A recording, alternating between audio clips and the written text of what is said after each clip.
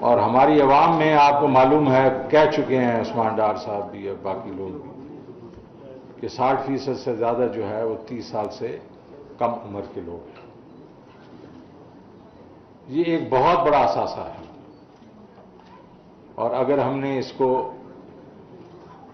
صحیح طریقے سے استعمال کیا تو یہ ملک بہت اوپر جائے گا، اور اگر ہم نے ان کو ضائع کر دیا تو اس کے بڑے نقصانات ہوں گے۔ میں آپ کو صرف یہ کہنا چاہتا ہوں کہ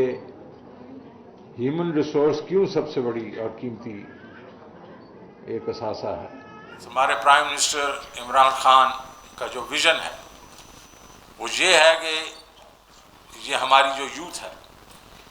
اس کو ہر وہ چیز سہولت دی جائے جس سے یہ اس ملک کی خدمت کر سکے،